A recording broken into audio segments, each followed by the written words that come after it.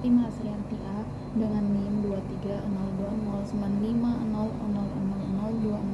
dari kelas PTIKA angkatan 2023. Jadi video ini adalah untuk memenuhi tugas struktur data, mata kuliah struktur data dengan tugas atau modul yang berjudul array.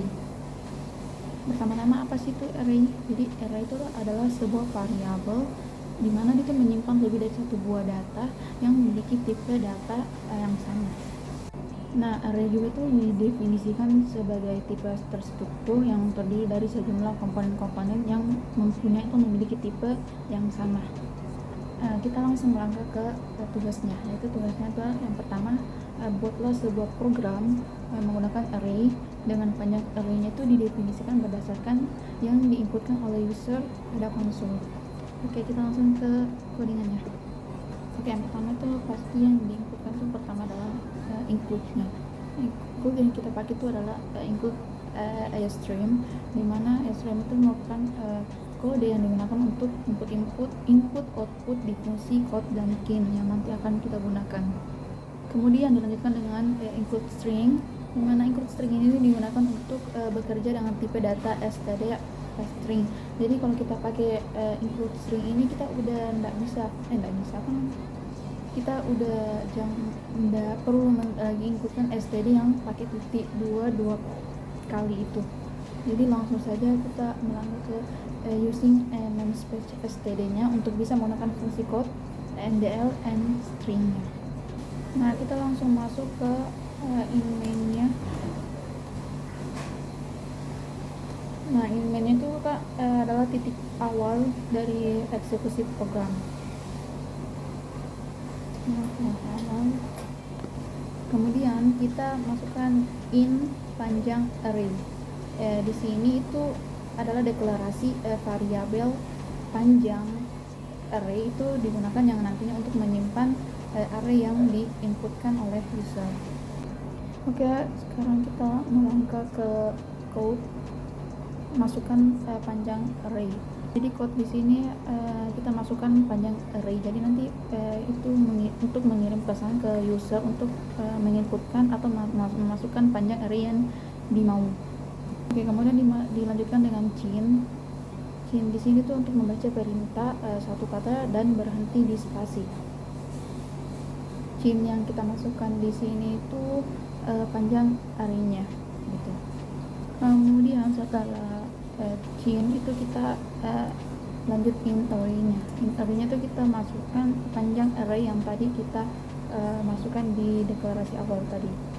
Oke, kita melangkah di perulangannya, yaitu for di sini kita inputkan in i sama dengan 0. Jadi itu perulangan di sini tuh perulangan for untuk mengisi array-nya. Nah, di sini perulangannya itu berlangsung sebanyak panjang array dimasukkan berapa kali gitu. Next, kita masukkan lagi code-nya, yaitu masukkan elemen ke. Nah, di sini chain array itu artinya kita menerima input elemen array dan menyimpannya ke elemen ke i dari array yang tadi yang diinputkan. Kemudian dilanjutkan dengan code. Lagi code di sini kita masukkan array yang telah diinputkan.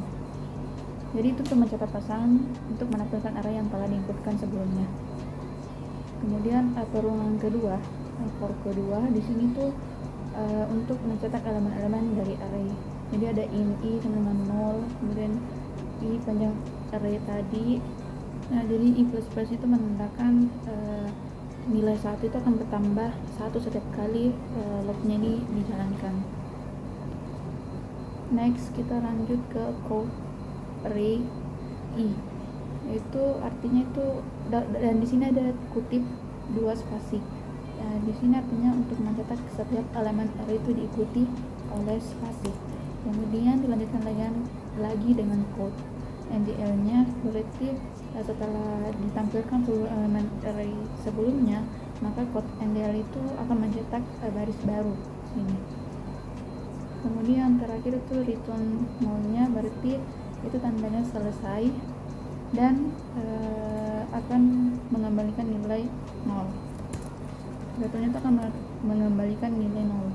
Oke, langsung kita compile and run. Nah, di sini kita akan masukkan panjang array.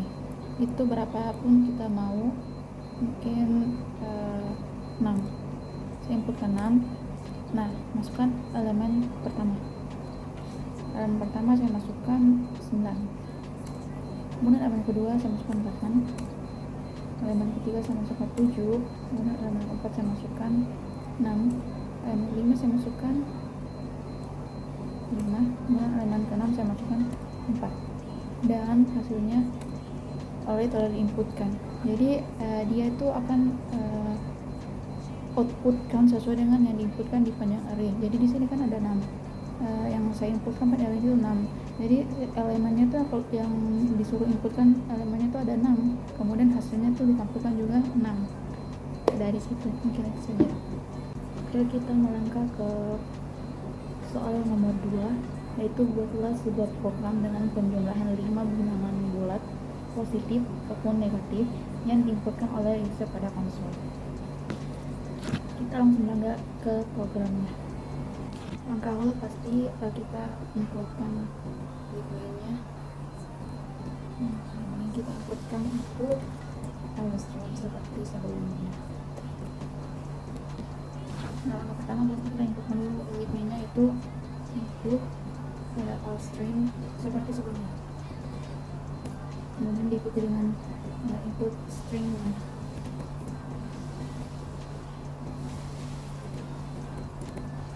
Next kita lakukan dengan using nama spreadsheet.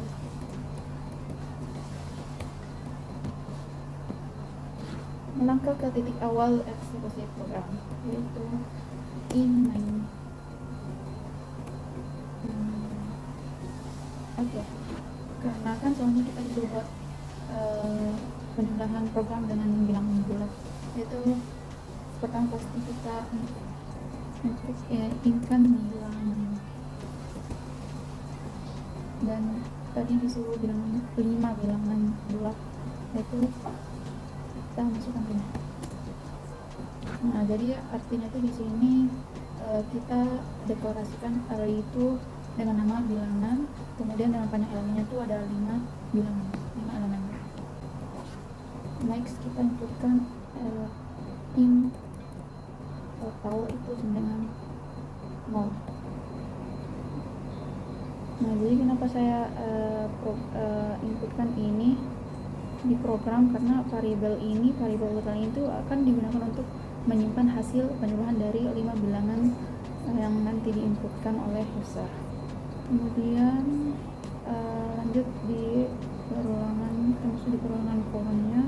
Jadi maksudnya itu adalah perulangan for ini digunakan untuk meminta input dari pengguna. Kemudian i sama dengan 0 itu artinya variabel itu dimulai dari 0. Next, i besar dari i, kemudian i kecil dari 5 itu artinya perulangan ini tuh berjalan selama nilai i itu kurang dari 5, yaitu dari 0 sampai 4. Kemudian i plus plus itu artinya i itu akan bertambah 1 setiap kali perulangan ini selesai. Kemudian dilanjutkan dengan code-nya itu kita masukkan bilangan bulat ke, kemudian i plus 1 itu artinya di sini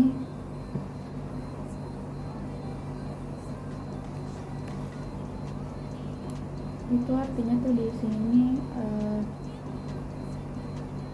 untuk mencetak untuk meminta input bilangan bulat dari pengguna, masukkan bilangan bulat. Jadi nanti user akan menginputkan bilangan bulat di konsolnya. Di sini fungsi i plus 1 itu untuk nanti pengguna itu akan diminta bilangan ke-1, bilangan kedua, bilangan ketiga, dan seterusnya. Jadi i plus 1 itu elemennya nanti yang minta di user ini bilangan ke-1, bilangan kedua, bilangan ketiga, dan seterusnya. Kemudian dilanjutkan dengan chain bilangan i. itu begini, misalnya itu adalah 0, kita masukkan di sini 0, maka input dari user itu akan disimpan ke bilangan 0. Oke, kita lanjut ke peruangan kedua. Di sini peruangan for-nya itu in i sama dengan 0, i kecil dari 5, kemudian i plus plus, itu sama kayak sebelumnya. Jadi peruangan for yang kedua ini tuh digunakan untuk menghitung total dari bilangan-bilangan yang sudah dimasukkan user sebelumnya. Seperti peruangan pertama dimulai dari i sama dengan 0 hingga i kecil dari 5, maksudnya i tidak lebih dari 5. Kemudian di bagian total bilangan sebanyak i, jadi setiap elemen dari array bilangan itu ditambahkan ke variabel total. Nah, artinya total di sini tuh artinya akan bertambah dengan setiap elemen array dari bilangan selama perulangan tadi. Kemudian dilanjutkan code. Hasil penjumlahan 5 bilangan bulat di atas adalah, itu kita pakai rumus total tadi. Nah, artinya setelah semua bilangan ini dijalankan, hasil penjumlahan itu disimpan di total dan ditampilkan ke user. Terakhir return 0 itu sudah selesai dan mengembalikan nilai 0. Oke, di sini kita compile and run. Nah, user disuruh menginputkan bilangan bulat pertama. Inputkan 5, kemudian 3, inputkan lagi 3, kemudian 5, kemudian 2. Hasil penjumlahan 5 bilangan bulat di atas adalah 12, karena 5 tambah 3 tambah 3 tambah 5 tambah 2 itu hasilnya 12. Oke, mungkin itu saja program dari penjumlahan 5 bilangan bulat positif atau negatif yang diinputkan langsung oleh user pada konsol. Mungkin itu saja program yang bisa saya sampaikan. Terima kasih. Assalamualaikum warahmatullahi wabarakatuh.